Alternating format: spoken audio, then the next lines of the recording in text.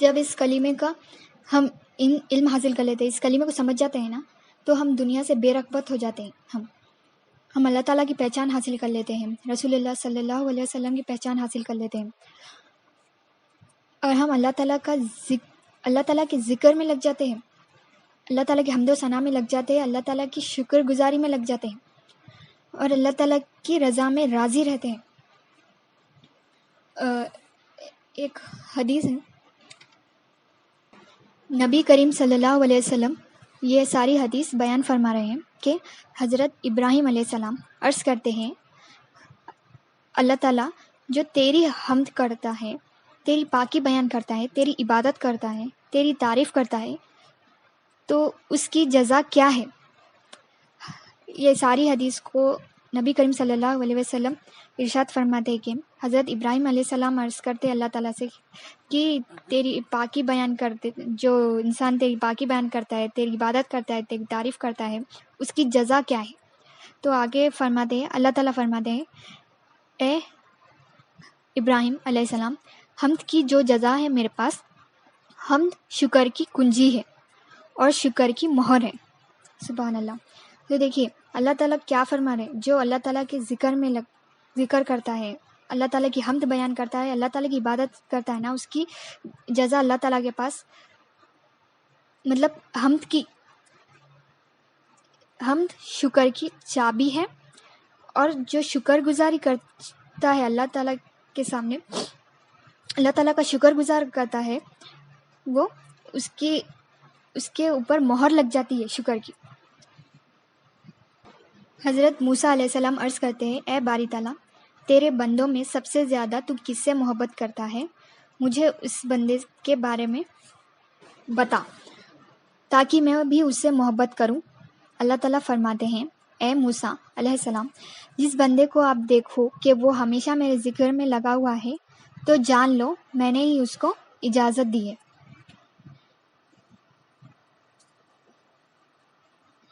اور یہ یقین رکھو میں اس سے محبت کرتا ہوں.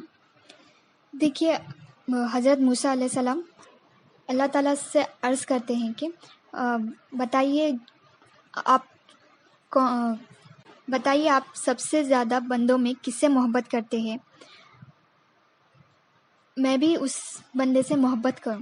تو اللہ تعالیٰ فرماتے کہ آپ فرماتے ہیں کہ جو اللہ تعالیٰ کی ذکر میں لگا ہوا ہے، جو اللہ تعالیٰ کی ہمیشہ عبادت کرتے رہتا ہے، اس بندے سے اللہ تعالیٰ محبت کرتے ہیں.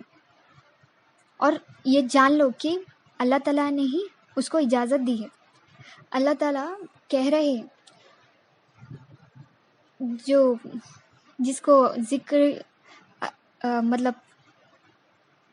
جس کو اللہ تعالیٰ ذکر کرنے کی نیک توفیق دیے، وہ کیسے دیے؟ اس کی دل کی کیفیت کو دیکھ کر، جو اللہ تعالیٰ کا ذکر کرنے کا شوق ہے، اس کا شوق دیکھ کر اللہ تعالیٰ نے اس انسان کو حمد و ثنا میں لگا دیا اللہ تعالیٰ کے. اور اس انسان سے ہی جو سب سے زیادہ اللہ تعالیٰ کا ذکر کرتا ہے، اس سے اللہ تعالیٰ محبت کرتے ہیں. اور آگے فرماتے ہیں، اور جو بندہ میرا ذکر نہیں کرتا، مجھ سے غافل ہے، مجھ سے منہ پھیر لیا ہے، کہ جان لو میں نے ہی اس کے اور میرے بیچ پردہ ڈال دیا ہے. تو دیکھیے جو اللہ تعالیٰ سے غافل ہو جاتے ہیں، اللہ تعالیٰ سے دور ہو جاتے ہیں، اللہ تعالیٰ اس سے ناراض ہے، اللہ تعالیٰ خود اس کے اور ان کے درمیان پردہ ڈال دیتے ہیں.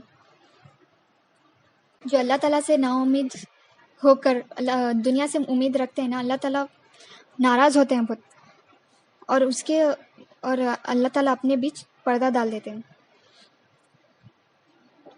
ایک حدیث میں آتا ہے، نبی کریم صلی اللہ علیہ وسلم ارشاد فرماتے ہیں،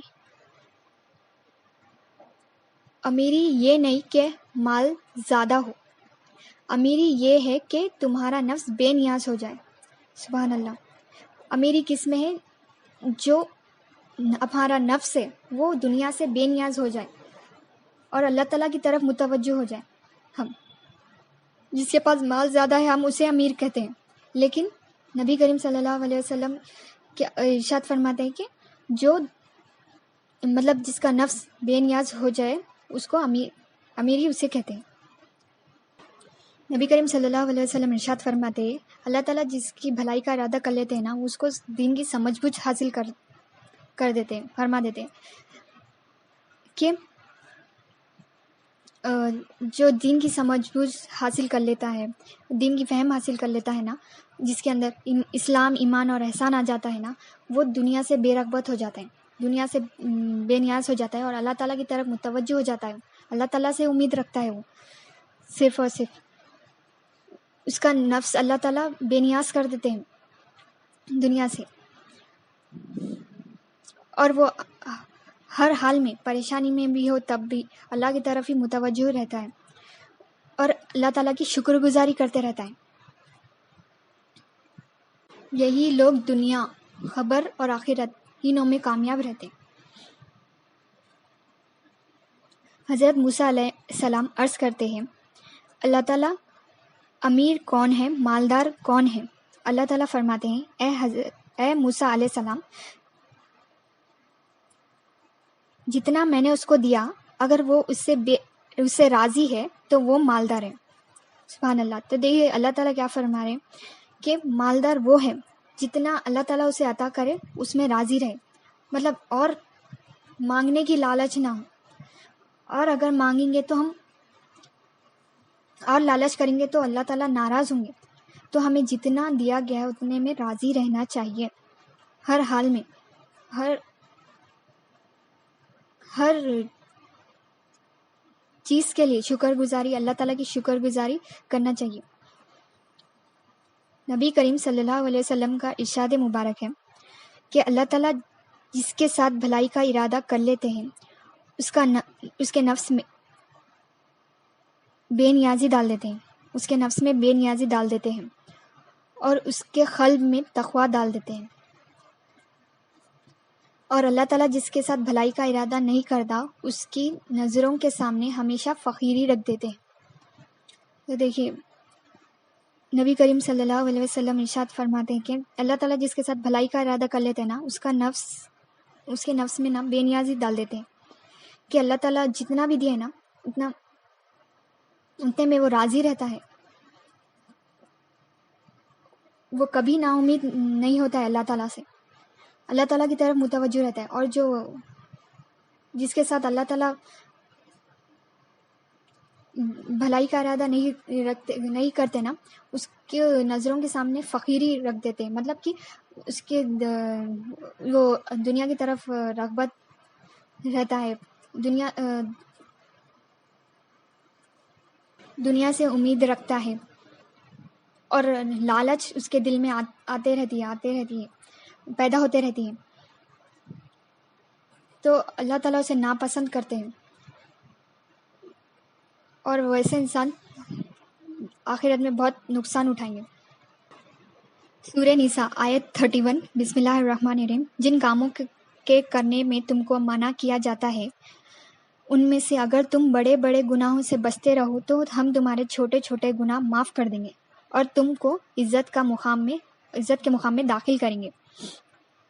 تو دیکھیے اللہ تعالیٰ کیا فرما رہے ہیں، جن کاموں سے اللہ تعالیٰ نے ہمیں روکا ہے اگر ہم اس کو چھوڑ دیں گے، بڑے بڑے گناہوں کرنے سے بچ جائیں گے تو اللہ تعالیٰ ہمارے چھوٹے چھوٹے گناہ معاف کر دیں گے اور ہمیں عزت کا مقام دیں گے، میں داخل کریں گے۔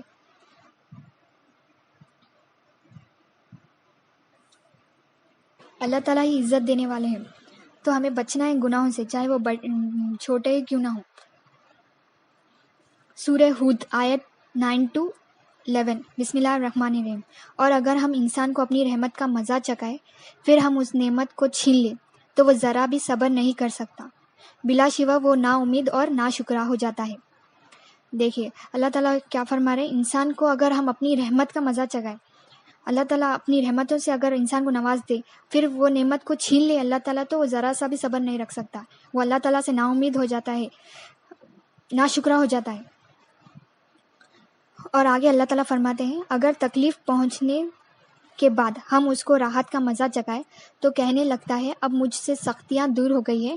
حقیقت یہ ہے کہ انسان ذرا سی بات میں خوش ہو جاتا ہے اور فخر کرنے لگتا ہے، مگر ہاں جو لوگ صبر کرتے ہیں اور نیک کام کرتے ہیں ایسے ہی لوگ کے لیے اللہ کے پاس بخشش اور بہت بڑا اجر ہے۔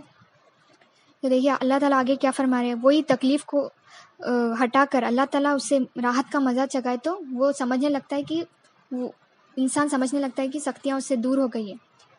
انسان ذرا سی بات میں خوش ہونے لگتا ہے کہ ابھی اس کو جو غم ملا ہے وہ ہٹا دیے، پھر اس کو زندگی میں خوشیاں آ گئی تو اسی میں خوش ہو جاتا ہے، ناشکرہ ہو جاتا ہے، اللہ تعالیٰ کا شکر نہیں کرتا۔ اور اللہ تعالیٰ فرما رہے جو لوگ صبر کرتے ہیں، نیک کام کرتے ہیں نا، اللہ تعالیٰ کے پاس ان کے لیے بخشش اور بڑا اجر ہے۔ جو نیک کام کرتے ہیں، جو صبر کرتے ہیں، ان کو اللہ تعالیٰ بخشش عطا فرمائیں گے، ان کو بڑا ثواب دیں گے۔ سورہ ابراہیم آیت 34، بسم اللہ الرحمن الرحیم۔ اور جو کچھ تم نے مانگا سب میں سے تم کو عنایت کیا، اور اللہ تعالیٰ کی نعمتوں کو گننا چاہو تو گن نہ سکو گے، بلا شبہ انسان بڑا ظالم اور ناشکرا ہے۔ تو دیکھیے اللہ تعالیٰ فرماتے ہیں کہ انسان کو سب کچھ عنایت کیا گیا ہے۔ اللہ تعالیٰ کی نعمتوں کو انسان گن نہیں سکتا اور انسان ناشکرا ظالم ہے۔ کیونکہ وہ اگر لا الہ الا اللہ پر ایمان لا لے گا، جب اللہ تعالیٰ کو معبود بنا لے گا، اللہ تعالیٰ کی دی ہوئی نعمتوں کا شکر گزار کرتے رہے گا، وہ مطلب جتنے بھی دیا ہے اللہ تعالیٰ نے اس پہ راضی رہے گا، تو اس کے دل میں کیا اس کے دل پر اللہ تعالیٰ کی شکر کی مہر لگ جائیں گی، وہ ہر حال میں اللہ تعالیٰ سے راضی رہے گا۔ اور جو لا الہ الا اللہ پر ایمان نہیں لاتے، وہی لوگ اللہ تعالیٰ کی ناشکری کرتے، وہی لوگ ظالم ہیں۔ سورہ نساء آیت 27-28، بسم اللہ الرحمن الرحیم۔ اور اللہ تو چاہتا ہے تم پر اپنی رحمت سے متوجہ ہو، اور جو لوگ اپنی نفسانی خواہش کے پیچھے پڑے ہیں وہ چاہتے ہیں کہ تم سیدھے راستے سے بھٹک کر دور ہو جاؤ۔ اللہ چاہتا ہے، دیکھیے اللہ تعالیٰ فرماتے ہیں، اللہ تعالیٰ خود کہہ رہے ہیں کہ میں تمہاری طرف اپنی رحمت سے متوجہ ہوں، لیکن جو نفسانی خواہش ہے، جو اللہ تعالیٰ کی راہ پہ سے ہٹ کر اپنی نفسانی خواہش کے پیچھے لگے ہوئے ہیں، وہ اللہ تعالیٰ سے مطلب دور ہو جاتے ہیں۔ اور آگے اللہ تعالیٰ فرماتے ہیں، اللہ چاہتا ہے کہ تم پر سے بوجھ ہلکا کرے، کیونکہ انسان کمزور پیدا کیا گیا۔ دیکھیے جو اللہ تعالیٰ کے راستے پر آ جاتا ہے، اللہ تعالیٰ اس کے سارے بوجھ، جو مطلب گھر کے جو ریسپانسبلٹیز ہے، بہن بھائی کی جو ریسپانسبلٹیز ہے، جو ریسپانسبلٹیز ہے گھر کی، وہ ایک بوجھ ہے، اللہ تعالیٰ اس بوجھ کو کم کر دیں گے جب ہم اللہ تعالیٰ کے راستے پر ہٹ جائیں گے، بے نیاز ہو جائیں گے ہم اپنی نفس سے، اور جو اللہ تعالیٰ سے غافل ہو کر اللہ تعالیٰ سے دور ہو جائیں گے، وہ اللہ تعالیٰ سے ہمیشہ کے لیے دور ہو جائیں گے۔ ان پر صرف یہی رہے گا کہ وہ ان کی ریسپانسبلٹی پورا کرے، یہ کام کرے بس، اور وہ اپنی خواہشات کو پورا کرنے میں لگ جائے گا۔ سورہ الحج بسم اللہ الرحمن الرحیم آیت 39-44، بسم اللہ الرحمن الرحیم۔ ابلیس نے کہا، اے پروردگار، یوں کہ تو نے مجھے گمراہ کیا ہے تو میں بھی زمین میں لوگوں کے لیے گناہوں کا راستہ کر کے دکھاؤں گا۔ ابلیس شیطان، جس نے اللہ تعالیٰ کے سامنے سجدہ کرنے سے منع کر دیا تھا، وہ کہہ رہا ہے اللہ تعالیٰ سے کہ تو نے مجھے گمراہ کیا ہے، میں بھی اب جو زمین میں جو انسان ہیں انہیں گمراہ کروں گا، اور سب کو آگے فرماتے ہیں، اور سب کو بہکاؤں گا، مگر جو ان میں سے تیرا برگزیدہ بندہ ہے انہیں نہ بہکا سکوں گا۔ مطلب وہ ابلیس کہہ رہا ہے اللہ تعالیٰ سے، سب کو بہکاؤں گا مگر ان لوگوں کو نہیں بہکاؤں گا، مطلب جو ایمان والے لوگ ہیں، مخلص ہے، انہیں وہ کبھی بھی اللہ تعالیٰ کی راہ سے نہیں بھٹکا سکے گا۔ پھر آگے فرماتے ہیں اللہ تعالیٰ نے فرمایا مجھ تک پہنچنے کا یہی سیدھا راستہ ہے۔ تو دیکھیے اللہ تعالیٰ کیا فرما رہے، جو اللہ تعالیٰ کی راہ پر سے نہیں بھٹکے گا نا، وہی راستہ اللہ تعالیٰ کا ہے۔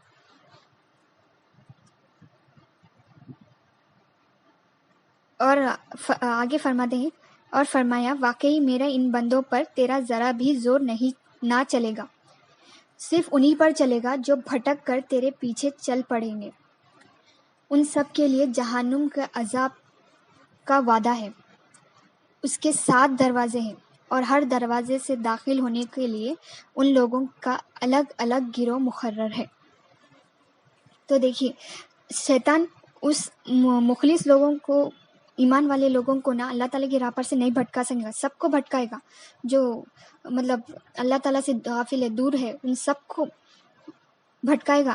لیکن جو ایمان والے ہیں، جو مخلص بندے ہیں اللہ تعالیٰ کے، انہیں کبھی بھٹکا نہیں سکے گا۔ اللہ تعالیٰ خود کہہ رہے ہیں کہ شیطان سے کہ واقعی میرے ان بندوں پر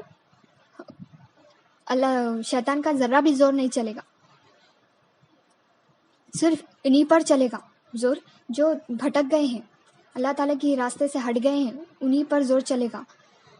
جو شیطان کے پیچھے چل پڑے ہیں، انہی پر شیطان کا زور چلے گا۔ اور ویسے لوگوں کے لیے اللہ تعالیٰ جہنم کا عذاب کا وعدہ کر چکے ہیں، اور جہنم کے 7 دروازے ہیں، جن میں سے الگ الگ گروہ داخل ہوتے رہیں گا۔ تو دیکھیے ہم اللہ تعالیٰ کی دعوت کو قبول کرنا ہے ہمیں، اور دنیا کو نہ کہ ہم دنیا کو غلام بنانا ہے، اور نہ ہم دنیا کے غلام بننا ہے۔ ہمیں صرف اور صرف اللہ تعالیٰ کی طرف متوجہ ہونا ہے۔ اللہ تعالیٰ کی پہلے تو ہمیں آپ کی پہچان حاصل کرنا ہے۔ اپنے آپ کی پہچان اگر ہم حاصل کر لیں تو جبھی ہم جا کے رب تعالیٰ کی پہچان حاصل کر پائیں گے۔ جب رب تعالیٰ کی پہچان حاصل ہو جائے گی نا، تو بندہ صرف اور صرف اللہ تعالیٰ کی حمد و ثنا میں لگ جائے گا۔ اور اللہ تعالیٰ کیا فرما رہے ہیں کہ جو اللہ تعالیٰ کی حمد کرے گا، حمد کی جزا اللہ تعالیٰ کے پاس کیا ہے؟ شکر اس کی کنجی ہے، حمد کی، اور شکر کی مہر ہے۔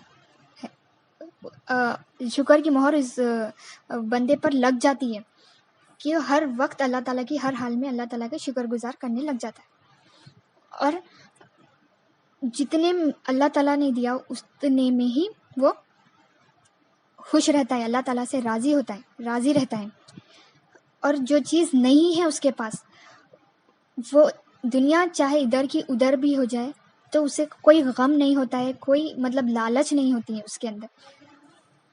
حضور غوث ثقلین رضی اللہ تعالیٰ عنہ فرماتے ہیں جو مومن ہوتا ہے، دنیا مردار ہے تو دنیا اس کے پاس ہے یا اس کے پاس، اسے کوئی پرواہ نہیں ہوتی ہے، مردار کس کے پاس پھر رہا ہے۔ تو کیا فرماتے دیکھیے حضور غوث ثقلین رضی اللہ تعالیٰ، جو مومن ہو جاتا ہے، جو اس کلمے پر ایمان لا لیتا ہے، دنیا اس کے پاس ہے یا اس کے پاس، اسے کوئی پرواہ نہیں ہوتی ہے، وہ بس اللہ تعالیٰ کی ذکر میں لگ جاتا ہے، اللہ تعالیٰ جتنا دیے اس کو اتنے میں ہی وہ راضی رہتا ہے۔ تو پہلے ہمارا کام کیا ہے؟ ہم اپنے آپ کو پہچانیں، ہم کون ہیں، یہاں کہاں سے آئے ہیں، یہاں کیوں آئے ہیں، یہاں کب تک رہیں گے، کہاں جائیں گے، ہماری کامیابی کس میں اور ناکامی کس میں ہے۔ ہم اپنی آپ کی پہچان حاصل کریں، ہمارا جو مقصد یہاں ہے آنے کا، مطلب اللہ تعالیٰ نے جو ہمیں جس کام کے لیے ہمیں پیدا کیا ہے، اس مقصد کو پورا کریں، اور غور و فکر کریں کہ ہم کیسی زندگی جی رہے ہیں۔ پھر ہم جب پہچان حاصل ہو جاتی ہے نا ہماری اپنی، تو ہم رب تعالیٰ کو پہچان لیں گے، اور رب تعالیٰ کی طرف، اللہ تعالیٰ کی طرف ہی متوجہ ہو جائیں گے۔ تو ہمیں کیا کرنا ہے؟ ہمیں اپنے آپ کو پہچاننا ہے، شیطان سے انسان بننا ہے، اللہ تعالیٰ کی فرمانبرداری کرنا ہے، اور جو اللہ تعالیٰ کی فرمانبرداری کرتا ہے، اللہ تعالیٰ کی عبادت کرتا ہے، وہی انسان ہے، وہی اشرف المخلوقات ہے۔ اور یہ کب حاصل ہوگا، کب ہم انسان بنیں گے؟ ہمیں چاہیے کہ ہم صالحین کی صحبت اختیار کر کے ہم اس کلمے کا علم حاصل کریں، اس کلمے کو سمجھ جائیں گے تو ہم خود بخود اللہ تعالیٰ کے راستے پر چل پڑیں گے، اللہ تعالیٰ کی پہچان حاصل کرنے میں اور رسول اللہ صلی اللہ علیہ وسلم کی پہچان حاصل کرنے میں لگ جائیں گے۔ ذکر ہمیشہ کرتے رہنا چاہیے، اور جو ہمیشہ اللہ تعالیٰ کا عبادت کرتا رہتا ہے، ہمیشہ اللہ تعالیٰ کا ذکر کرتا رہتا ہے، وہی اللہ تعالیٰ کا محبوب بندہ ہے، اسی سے اللہ تعالیٰ محبت کرتے ہیں۔ جزاک اللہ خیر۔ اللہ تعالیٰ ہم سب کو عمل کرنے کی نیک توفیق عطا فرمائے، آمین ثم آمین۔ السلام علیکم ورحمۃ اللہ وبرکاتہ۔